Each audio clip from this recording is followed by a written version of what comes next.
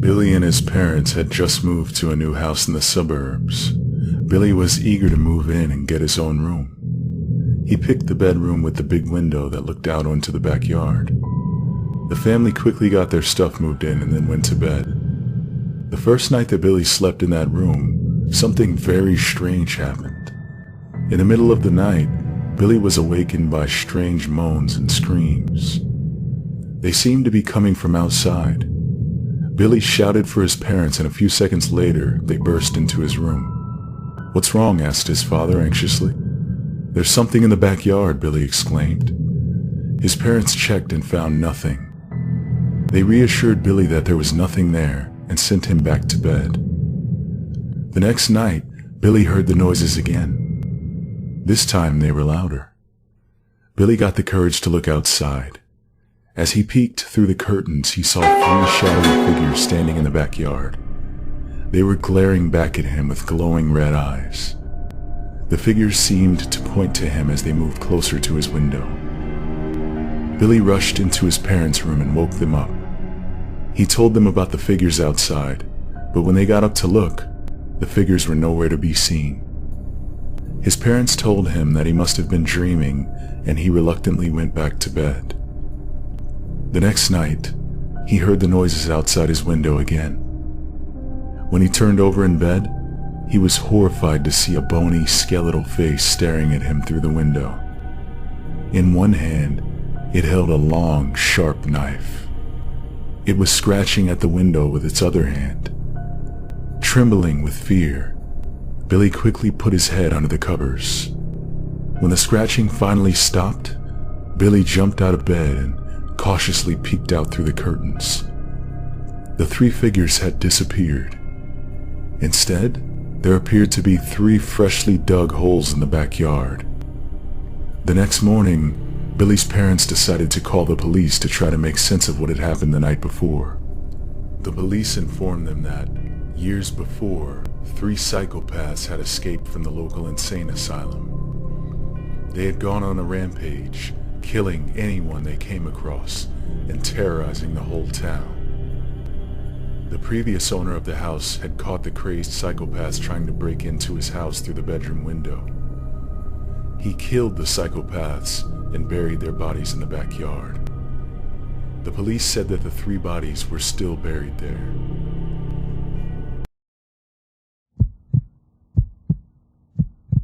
Alyssa looked at the large, crumbling mansion that lay across the fields from her little house. It had been empty for as long as she could remember. Every day, she gazed at it from her bedroom window and imagined what it would be like to live there. She and her brother Chris lived with their parents in a small, dilapidated house.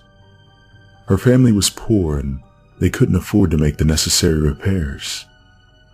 Alyssa was always too embarrassed to invite any of her friends over after school. One night, Alyssa had a very strange dream about the old mansion.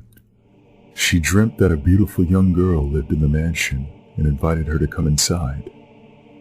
In the dream, the mansion was filled with ornate furnishings and the walls were lined with expensive paintings. She dreamt that the girl showed her a room that was filled with jewelry. The next morning when she awoke, Alyssa looked out the window and noticed something different about the mansion. It looked as if the walls had been freshly painted and there were curtains in the windows. It seemed like someone had moved in after all. At breakfast that morning, she told Chris about her strange dream. "That's funny," Chris replied. "I had almost the exact same dream." "That's weird," Alyssa said, puzzled. Chris nodded in agreement. That evening, when Alyssa and Chris were playing in the field beside their house, they met a strange young girl. She was a very beautiful girl with long black hair and dark eyes. She was wearing an exquisite dress that shimmered in the fading light. "Hello," she said. "Hi," Chris replied. "Who are you?" "My name is Angela," the girl said. "I'm your new neighbor. My parents and I just moved into the mansion over there." When she heard this, Alyssa's mouth dropped open in astonishment. She was lost for words. "I'm Chris, and this is my sister Alyssa," Chris said. "Pleased to meet you," Angela said as she shook their hands. "Since I'm new in town, I don't really know anyone. Would you two be my friends?"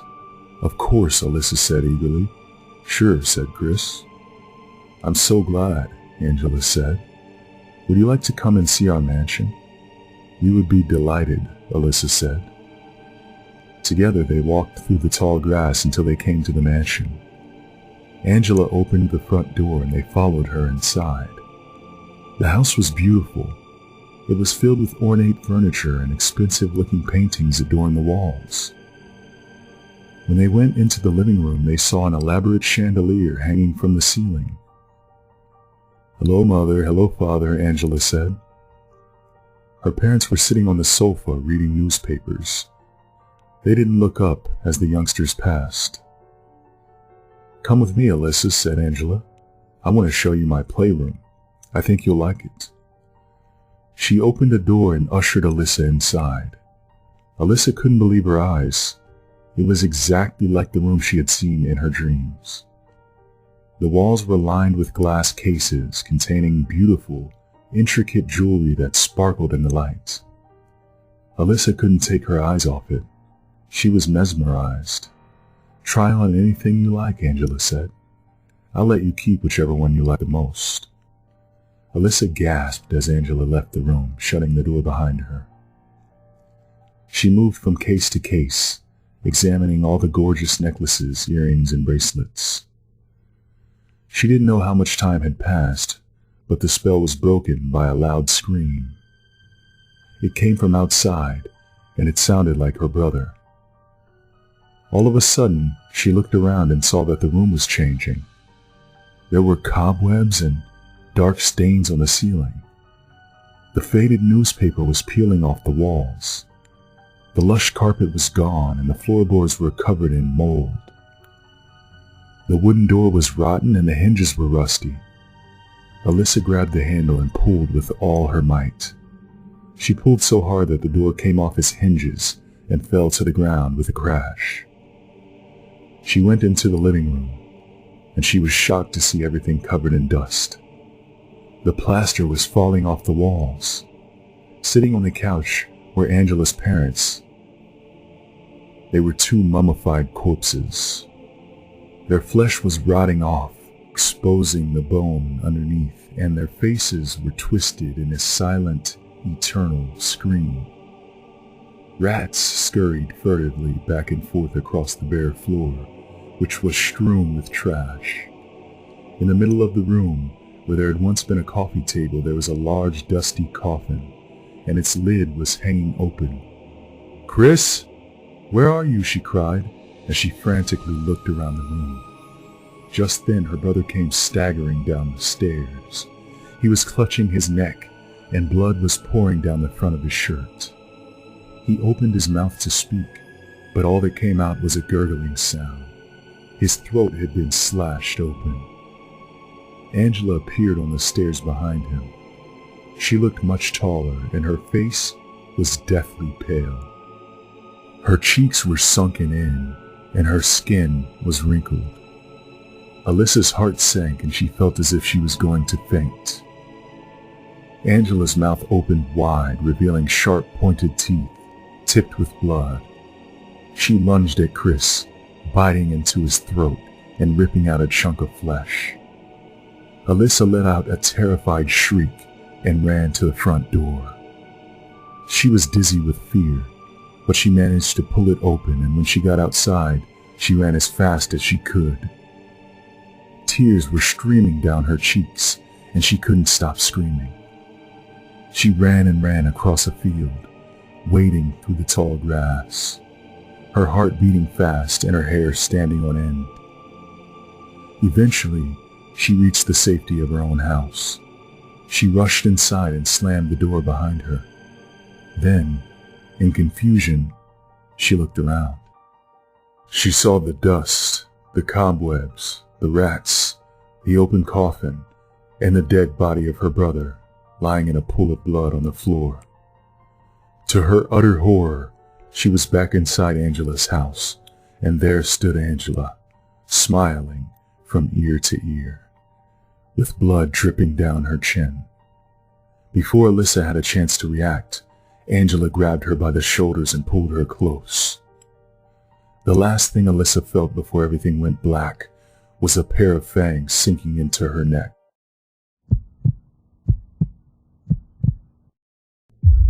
There was a 21-year-old man that loved to travel to exotic countries. After a while, he grew bored of the usual holiday destinations and wanted a trip that would be more exciting. His plan was to backpack around Southeast Asia for a few months. He thought it would be a great experience to feel the freedom of traveling through remote areas, crossing mountains, and meeting random people along the way. His first destination was China. When his plane landed in Beijing, the only luggage he had was a small backpack he was carrying. However, the young man didn't want to stay for very long in the hustle and bustle of a huge Chinese city. He was eager to explore the hills and valleys of the vast country. He had an idea that he was sure would turn his little backpacking trip into a much more interesting adventure. He decided to randomly hop on a bus without having any idea where it was going. Not knowing the destination made it feel like he was taking a mystery tour around China. Every time the bus reached the end of a line, he would hop off and randomly catch another bus, never knowing or caring where it would take him. After a few weeks, he found himself traveling around some of the most remote regions in China. It was an area that tourists seldom visited. He was delighted to be passing through all the tiny villages and having the opportunity to see how the rural Chinese people really lived. One day, he found himself traveling on yet another bus, passing through another remote area. When they set out, the bus was empty, but after 6 stops, a large crowd of people got on and it was filled to capacity. After a while, he noticed that the other passengers kept looking at him strangely. He also thought it was odd that they chose to stand instead of sitting down in the vacant seat next to him. At the next stop, a beautiful Chinese woman boarded the bus. She looked around, and when she saw the young backpacker, her eyes suddenly grew wide with shock. When she hurried down the aisle and sat down beside him, he was a bit surprised too. Suddenly the woman nudged him and whispered, "Do you know where you're going?" "I have no idea," replied the man with a smile. "I'm just backpacking around the country. I got on this bus without looking at the destination." "Well, I must warn you that you're in grave danger," she said. "Why?" asked the man. "The next stop is the end of the line," said the woman. "It is a small village that has an awful reputation. The people who live there prey on Western tourists who become lost. They are cannibals." The man couldn't believe what she was saying. At first he thought she must be joking, but when he looked at her face, he couldn't detect even the smallest hint of a smile. "Surely you can't be serious," he said. "What I'm telling you is the truth," replied the woman. "If you are wise, you will take heed. Everyone in this area has heard the horrible tales of what goes on in this village. In my language, it's called the man-eating village." The woman's words shocked the young backpacker to his very core. He found himself lost for words. "If you don't believe me, just look around," she continued. "Almost all of the passengers on this bus are from that village." The young man looked up and realized that all of the other passengers were staring at him hungrily, licking their lips. "When the bus reaches the end of the line, you will be on their territory," said the woman. "No one will be able to save you. They will take hold of you and eat you alive." The backpacker broke into a cold sweat. He could see the murderous look in the eyes of the salivating Chinese villagers. He had to escape before the bus reached the village. Just then, he felt the bus begin to slow down as it ascended a steep mountain road. "This is our chance," said the woman. "Let's go." She grabbed him by the hand, and they ran down the aisle to the back of the bus before the other passengers could react. The woman pulled the handle of the emergency exit and jumped out. The backpacker was right behind her and leaped through the narrow opening. He collapsed onto the dirt road, then rolled over and picked himself up. He saw the woman jump across a ditch and run off.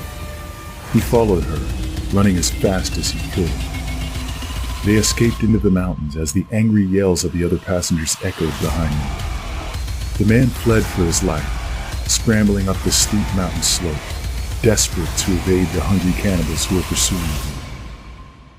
Eventually, the Chinese villagers gave up the chase and returned to the bus.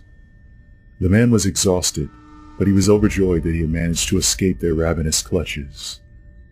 As he lay on a large rock, trying to catch his breath, he heard the woman laughing softly to herself.